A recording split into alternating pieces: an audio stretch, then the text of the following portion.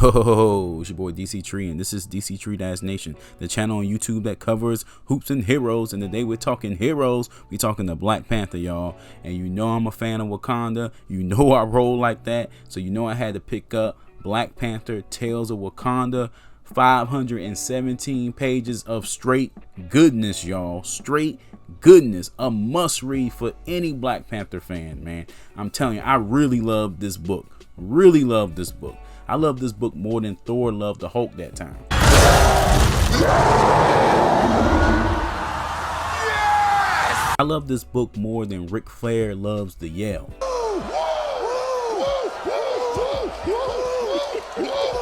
I love this book more than Black Lightning loved his new suit.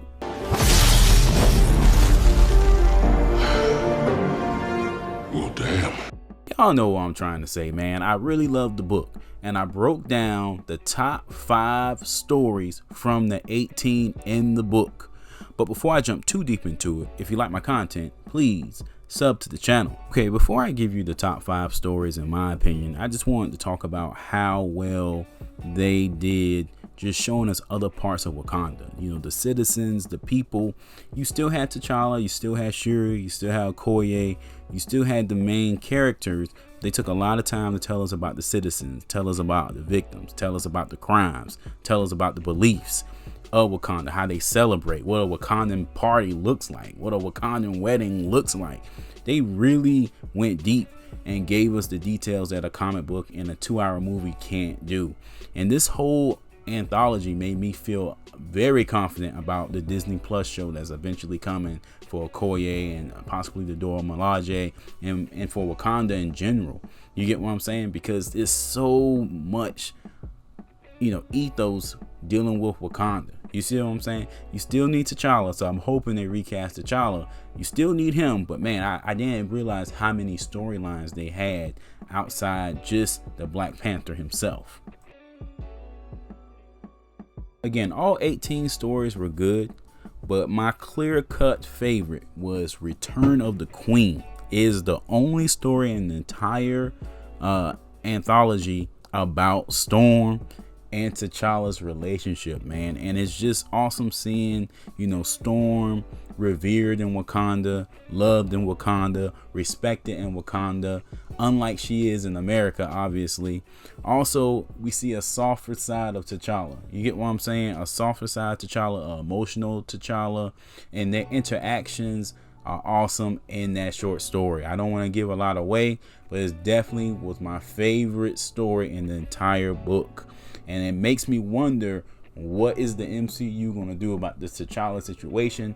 Because we need to see the Storm and T'Challa relationship on screen at some point. Hopefully they do a recast in Black Panther 3 and we can get this thing popping. Because, man, the imagery, the emotion, you know, the alliteration, everything in that chapter was hitting, man. It was hitting. The next story on my list that I think was really good, really well done, number 2 on my list, was The Heart of the Panther. And The Heart of the Panther was so good and so different because it showed us a different side of T'Challa. Even when you read the comics, he's very scientific. You get what I'm saying? He's more of a scientist and he can build anything. But this story, you know, was about him being a detective, him being, you know, almost like a spy to find out a secret about the heart-shaped herb. You get what I'm saying? To solve a mystery about the heart-shaped herb. So T'Challa did a good job. You know, he felt very Batman-ish in this one. Not to be disrespectful, but he was a detective in this story. So it flowed very well. The ending was very satisfying. So that's why it's number 2 on this list. The third story on my list could easily be the best story in the whole book, and it's Killmonger Rising. And it really gives us an in-depth look into Killmonger's psyche, his mental state.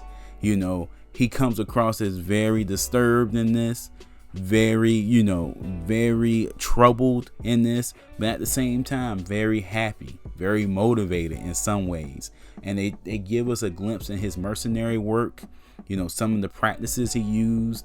It was very intense and very understanding and very reminiscent to, Michael B. Jordan performance from the film, man. I gotta tell you, I could really see people putting this as number one on their list. It was a very satisfying story. Very satisfying story.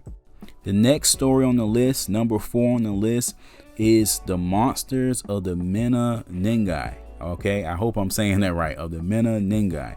And I gotta tell you, this story is about Bashenga, the first Black Panther. And I'm gonna let you know, Bashenga was a bad boy, man. This Joker had hands. He had hands. You get what I'm saying? And this before they really knew too much about the vibranium. You get what I'm saying? They had it, but they didn't really unlock his secrets like that. So this Joker had hands. You get what I'm saying? He had hands for everybody. Everybody got some work in this daggone chapter, man. This was a very brutal Black Panther, and it showed in this story. Very tender-hearted guy, but I'm telling you, you cross him, he gonna give you those hands, man. So that's number 4 on my list. Great story. Okay, number 5 on my list is the story called Bone Temps. Bone Temps or Bone Temps. Listen, this story was so interesting. It showed me a different side of Shuri. It showed me how her relationship with her brother is pretty strained in a lot of instances. And it even showed us how T'Challa is trying to groom Shuri by sending her on missions, diplomatic missions, secret missions to try to hone her skills. And that's something I was looking forward to in the MCU. We probably won't get too much of that in Black Panther 2. Maybe Black Panther 3, but I love that interaction. I also love the fact that they highlighted in this story other Dora Milaje. Not all Dora Milaje are as experienced as Okoye or Ayo. A lot of these, young ladies are just starting to become Doras, and, they match them up with Shuri. They the same age, and then they go to New Orleans on a secret mission, and they go to parties and stuff, and they interact like, young women do. And it was very interesting seeing that, because it was still a spy story. It was still a story about Wakanda, about royalty, but then they were able to be Americans at the same time. Very interesting thing. Very interesting trope. And that's a theme throughout the book, man. Wakandans spend a hell of a lot of time in America, apparently. Past, present, future. And that's what this story really, this book really did as a whole. Not just with this last story, but throughout the entire book. There's, American destinations. It's imagery about slavery, imagery about the Revolutionary War, imagery about, sea captains, all types of info and nuggets. I'm telling you guys, you're going to love this book. If you are a Black Panther fan or Wakanda fan, and maybe you're just not into reading long text, take the time to work your way through all 18 stories. Black authors, Black issues, Black imagery, Black pride, Black power, Black everything, man. But if you're a fan of a character, it doesn't matter if you're Black or not, you're going to love this, man. It gives so many nuggets, so many tender nuggets and information on Wakanda in this thing that it was worth every page. Check it out, guys. All right, guys, that's it for this one. Thanks for kicking it with me. Please check out the other videos on the channel. Consider liking and sharing and subbing to the channel as well. Thanks again for watching, and I will catch you in the next one. Peace, or should I say Wakanda forever. Let's go, baby.